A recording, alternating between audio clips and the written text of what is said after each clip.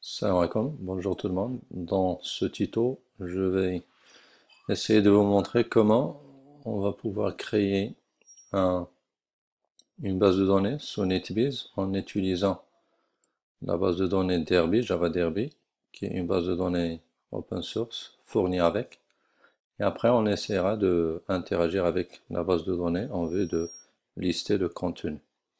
Alors, première des choses, donc on va aller sur l'onglet service que vous voyez là, l'onglet service. Ensuite, on clique sur cette petite flèche. Alors, du coup, là, vous voyez JavaDB, donc c'est le SGBD que nous allons utiliser. Si vous cliquez avec le bouton droit, vous voyez le bouton Start Server. Donc, on démarre le serveur. Voilà, donc là, vous voyez le démarrage du serveur. Apache Derby réseau. On va voir. C'est bon. Alors maintenant, on va créer la base de données. Donc, on crée, on procède, donc bouton droit ici. Bouton droit, Create Database. Donc, notre base de données, on va l'appeler établissement, par exemple. Établissement. Et on va donner le nom d'utilisateur, par exemple, root. Après, on donne le mot de passe, par exemple, je vais choisir Azerty. Confirmation, Azerty. Et je valide par OK. Voilà, donc ici, sur cet espace, vous voyez le nom de la base. On va cliquer avec le bouton droit pour la connecter. Voilà qui est fait. Je clique sur cette petite flèche et là je vois le schéma route. Je clique encore une fois sur la flèche et j'ai le dossier table. Donc là on va procéder à créer une table au niveau de la base de données établissement. Bouton droit, create table. Je vais l'appeler employé, employé. Et là je vais procéder à ajouter les colonnes. Donc je suppose que la première colonne c'est matricule. Donc matricule, je suppose que c'est un varchar. Et là je donne la taille, par exemple 8. Et sans oublier de mentionner la clé primaire. Voilà. On passe, par exemple, la deuxième colonne, ça va être nom. Donc le nom, je suppose que c'est un varchar de taille 20. Comme ça, je valide par OK.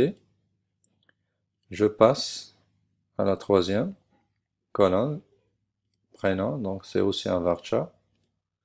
Et là, je spécifie la taille, donc c'est 20. OK. Et la dernière colonne, ça va être donc service, service, comme ça. Non, je suppose que c'est un varchar aussi, de taille 8. Bah, sinon, on pouvait changer et mettre numérique par ici, integer ou autre. OK. Donc, je valide par OK. Donc, maintenant, si je clique sur la petite flèche, je vais voir la table employée. Je clique encore une fois. Et voilà le schéma de la base. Donc, maintenant, pour alimenter la table employée, je clique avec le bouton droit ici. En bouton droit, pardon, bouton droit, View Data. Dans View Data, il va me lancer la requête de sélection. Là, vous voyez le schéma route. Donc, il est vide. Alors, je vais appuyer sur ce bouton-là. Insert Record. Insert Record. Et là, je tape. Donc, matricule, par exemple, 10. Non. Par exemple, Slawi. Par exemple, Bada. Le service 1. Adreo. Ici, j'ajoute 20. Donc, 20. Le nom, c'est Arbati. Amina. Service 1. J'ajoute Adreo. Donc, 30. Non.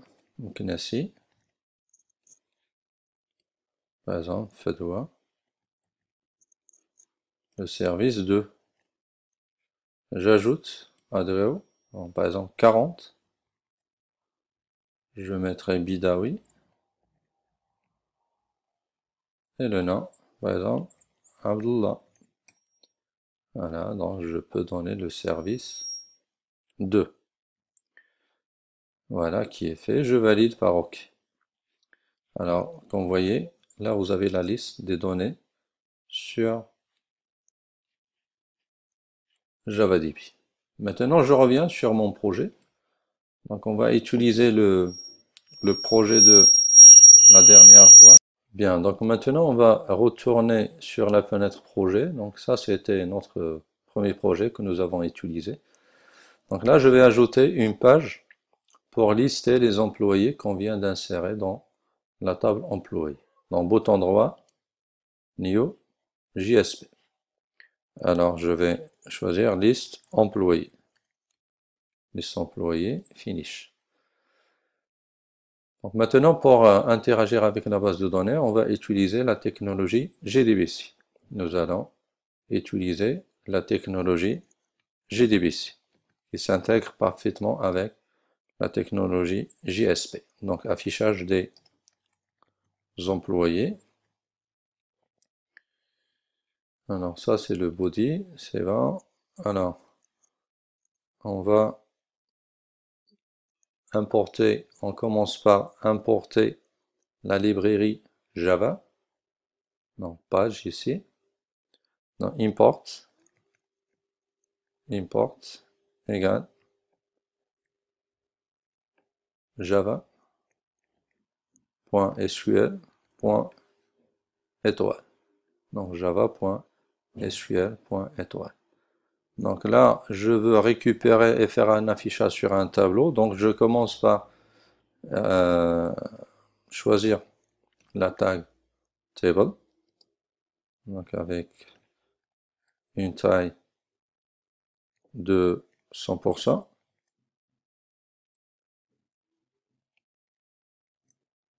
100%.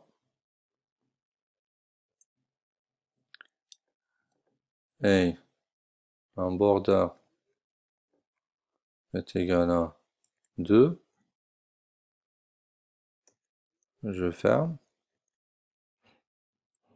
Voilà.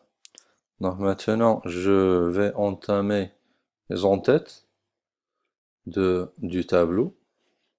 Donc voilà qui est fait pour les intitulés du tableau. Donc maintenant, on va procéder au remplissage du tableau.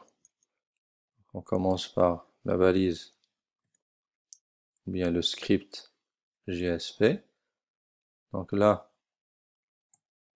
on va se connecter, donc on passe par la JDBC, donc il va falloir mettre un try. On mettra un try. Là, je cherche l'accolade. Bien, donc après, on définit la classe forName. Classe.forName. Donc là, il faut faire attention à la syntaxe.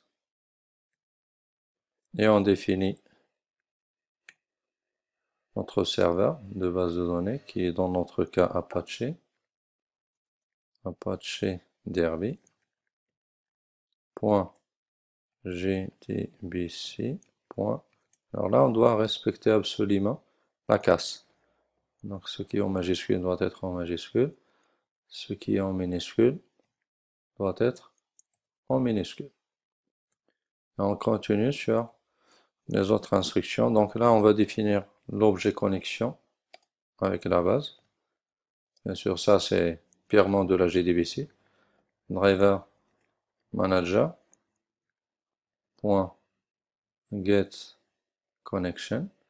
Alors là, on donne l'URL de la connexion. Donc c'est JDBC 2.drb 2./ local host, le port 1527 et la base de données, il s'appelle, comme vous voyez par ici, il s'appelle établissement.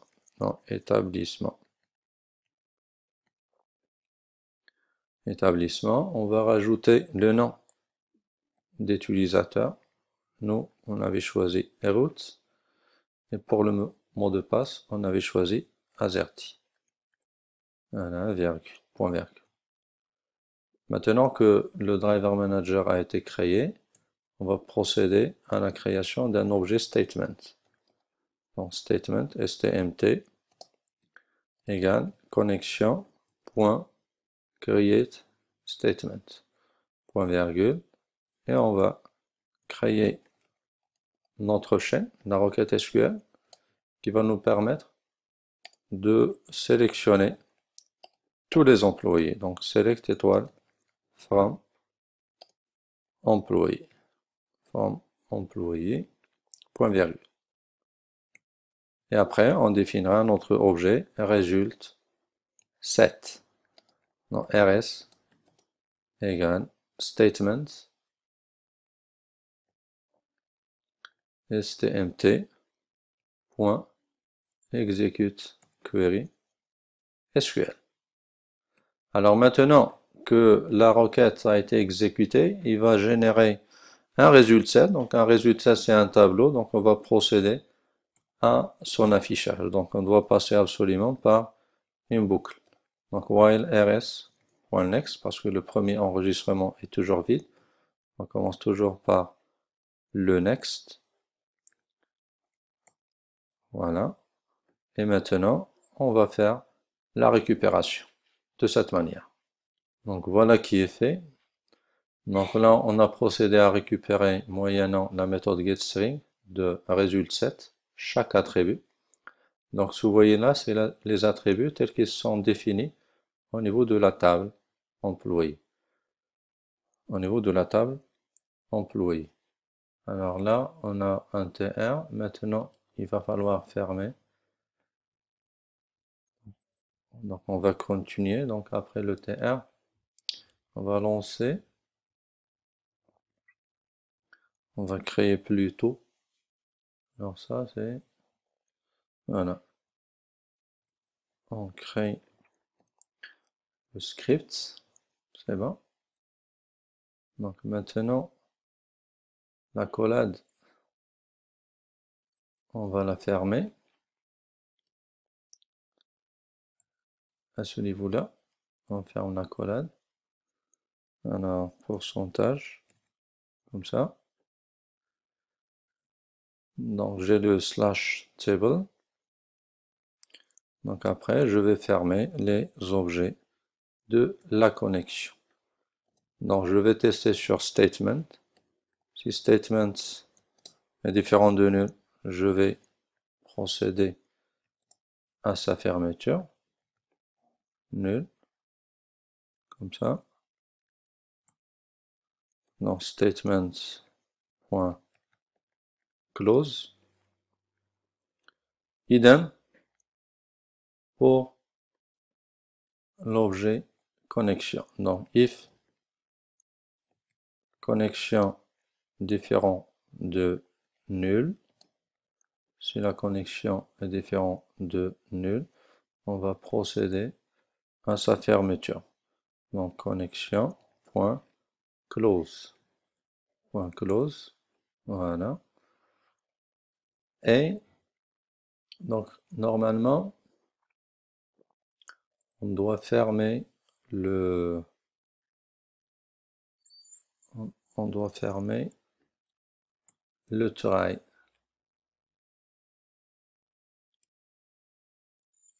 On doit fermer le try. Donc ça c'est le try, mais c'est pas sa place ici, donc je vais l'enlever.